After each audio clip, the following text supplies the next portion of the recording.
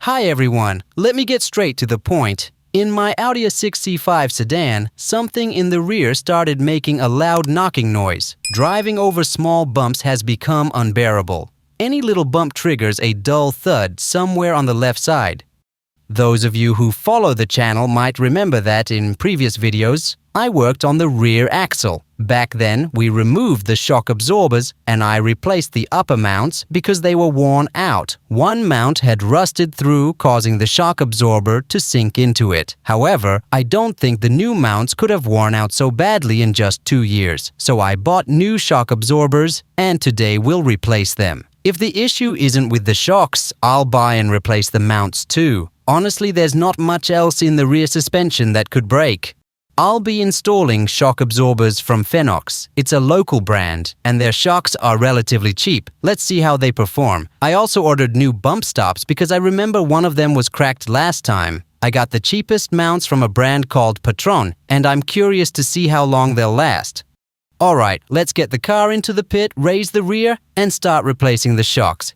The car is in the garage, and before removing the wheel, let's measure the ground clearance. Currently, the distance to the wheel arch is about 66.5 centimeters. After replacing the shocks, we'll see if this changes. I've removed the wheel and put the car on a jack stand. As soon as I started, I immediately found the source of the noise in the rear left side. As I suspected, the bump stop had popped out of the upper bracket. It's damaged and cracked, though it's an original old part. When the wheel hit bumps, the bump stop would get pushed upward and strike the mount. This is roughly how it happened.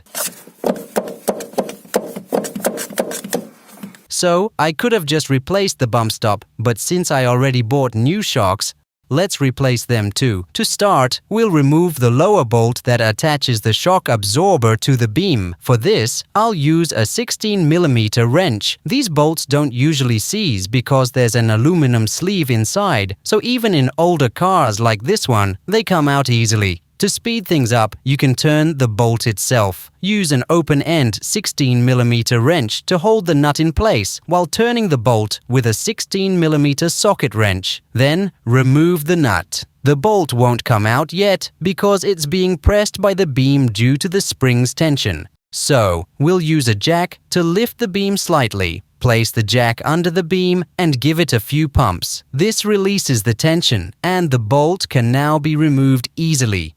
As you can see, the shock absorber is now free at the bottom. Next, we'll remove the 2 bolts at the top that secure the shock through the mount to the car's body.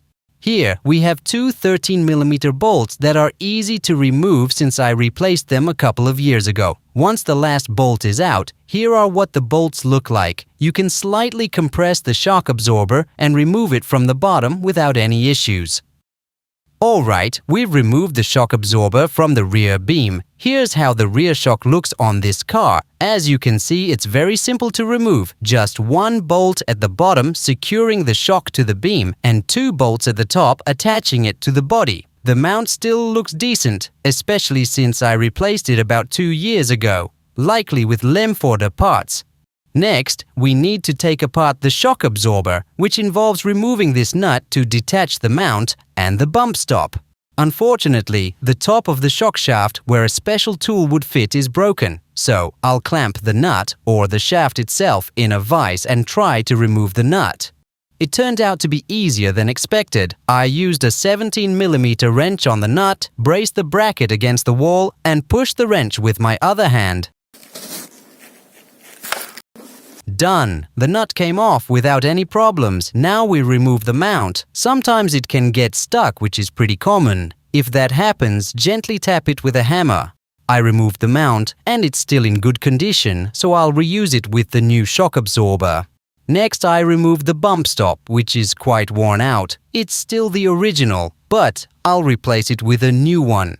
Finally, here's the old shock absorber. As you can see, the shaft is heavily corroded with pitting, but there's no sign of oil leaks. When I test its movement, it compresses downward very easily with no resistance, while extending it is much harder. There's no jerking, but it offers no resistance when compressing, while holding firmly when extending. I suspect the gas is long gone, leaving only the oil inside. Still, I'll hold on to it for now.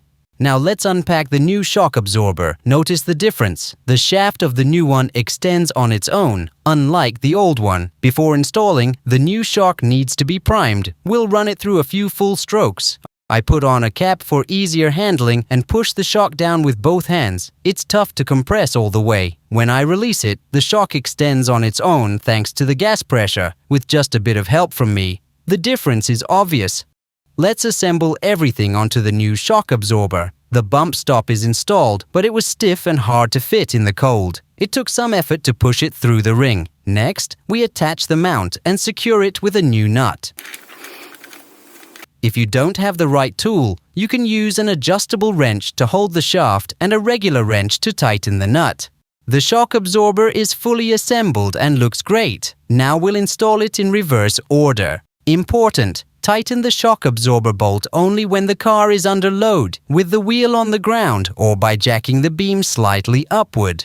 After installation, let's check the ground clearance. Previously, it was 66.5 centimeters. Now it's 68 centimeters, a 1.5 centimeter increase. Not bad. The second shock absorber has also been replaced. The old one was in poor condition, with the shaft failing to extend due to the lack of gas. I took the car for a test drive, and the new shocks handled the bumps beautifully. Let's see how long they last. See you soon in the next video.